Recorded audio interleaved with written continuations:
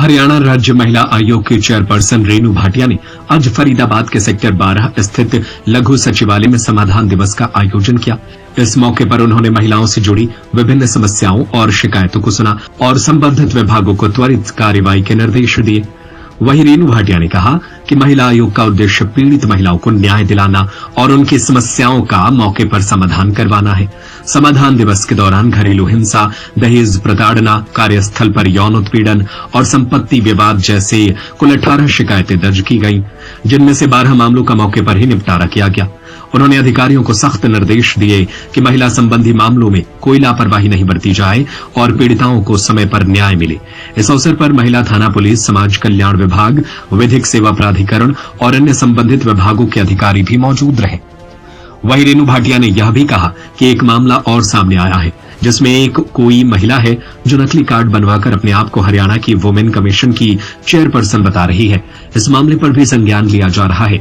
इस तरीके से कार्ड बनाकर लोगों को बेवकूफ बनाने वाली महिला के खिलाफ भी कार्रवाई की जाएगी। साथ ही उन्होंने अपील करते हुए भी कहा कि यदि कोई भी इस तरीके से हरकत करता है, किसी को भी इसका पता चले तो वह तुरंत महिला आयोग को शिकायत करे। हरियाणा में अभी कोई दूसरी महिला आयोग की चेयरपर्सन नहीं है। आज हमारी फरीदाबाद रूटीन हियरिंग थी जिसमें हमारे पास आज 18 मामले थे और 3 नए केसेस आए हैं जिनको हमने फर्दर डेट देकर रिकॉर्ड में ले लिया है। इन 18 मामलों में मैक्सिमम केस डोमेस्टिक वायलेंस के हैं, जो कि एक बहुत शर्मसार बात है कि 5 महीने की शादी, 8 महीने की शादी, 7 महीने की शादी, उसमें डोमेस्टिक वायलेंस। और सबसे बुरा जो हमें लगता है, जो हमने देखा कि आप केस बनाने के लिए अपनी नंद का, नंदोई का, ससुर का, खासतौर से जेठ का नाम दर्ज कर देते हो और फिर किसी न किसी की सलाह से एक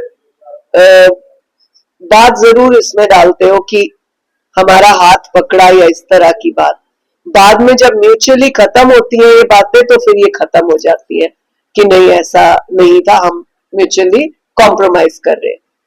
मैं आप चैनल के माध्यम से एक बात जरूर करना चाहूंगी समाज में रहने वाले लोगों को कि आपके साथ दिक्कत जरूर हो सकती है और दिक्कतें हैं तभी पुलिस है, तभी महिला आयोग है, लेकिन उन दिक्कतों को एक गलत दिशा और नया रूप देना और अननेसेसरली ब्लेम लगाना इस तरह से ना करें, क्योंकि जब डिटेल इंक्वायरी होती है या किसी ऐसे केस में जिसमें आपने इस तरह के इल्जाम लगाए, जब वो फॉल्स एलिगेशन पाए जाएंगे तो जिसने कंप्लेन करी है उसके खिलाफ भी 182 बनेगी। और हमने हरियाणा में कई इस तरह के बनाए भी हैं।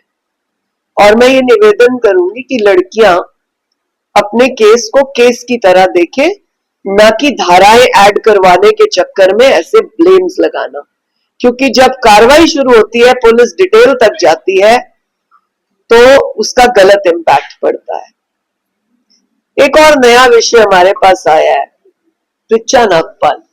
रिचा नागपाल नाम से कोई फरीदाबाद में लड़की है जो हमें पता लगा जिसने नकली कार्ड भी बनवाए हैं और वो आजकल अपने आप को मतलब वुमेन कमीशन की चेयरपर्सन कहने लगी है। हरियाणा राज्य महिला आयोग में कोई और चेयरपर्सन नहीं है, किसी और जिले में वाइस चेयरपर्सन या मेंबर्स अभी नहीं है। और इस तरह जो मैं ये झूठा केस लगी है, पता लगती 3 चौकी में आकर उस वाली बात है, हमें ढूंढेगा कि कौन है।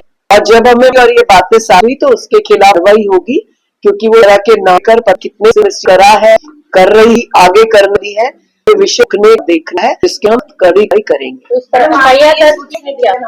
लगे वो कौन जो हम उसे कर लाएंगे। इसी तरह हमें बहुत पहले भी किसी ने कहा था, कोर्ट के बाहर एक लेडी खड़ी होती है, वो अपने आप को चेयरपर्सन बोलती है। हमने तब भी पुलिस वालों को तो पता है ना कि महिला चेयरपर्सन कौन है, तभी तो रोका गया ना, तभी तो वो क्या अरेस्ट नहीं करवा सकते थे पुलिस वाले। ऐसे हमने आज पुलिस को कहा है कि हमें पता करके बताएं ये कहाँ रहती है, क्या, सब उसके खिलाफ वही करेंगे। आप लोगों के मन से पूरे हरियाणा जनता को अवेयर करना चाहते हैं कि इस तरह कोई जो कार्ड बनवाए, नाम ले, उसकी तुरंत हमें कंप्लेन करे किसी रिकॉर्डिंग के, किसी सबूत के साथ, और किसी न के जो वो हवाला देती है उस हम तक वापस पहुंचे। तो इसके लिए कोई नंबर जारी करेंगे आप लोग? किसके लिए नंबर? कोई शिकायत वगैरह के लिए? नहीं, शिकायत के हमारे ऑलरेडी नंबर्स हैं।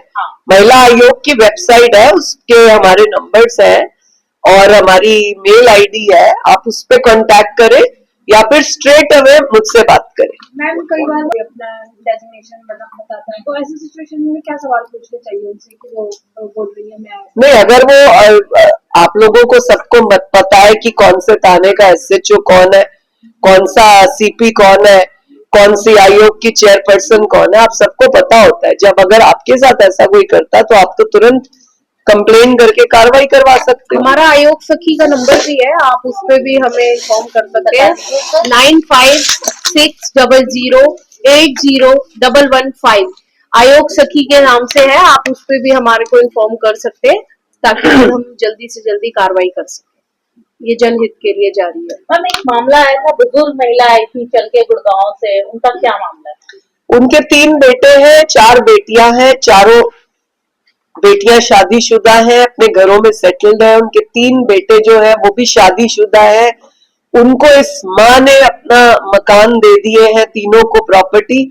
अब प्रॉपर्टी उनके नाम होते ही उन्होंने मकान बना लिया और इस माँ को घर से निकाल दिया। तो अब उनमें से किसी एक रिश्तेदार ने उस महिला को रखा है, तो हम इसके ऊपर पूरी एसडीएम से बात करके कार्रवाई करेंगे। गुरुग्राम का मामला है, सीनियर सिटीजन एक्ट के तहत कार्रवाई करेंगे।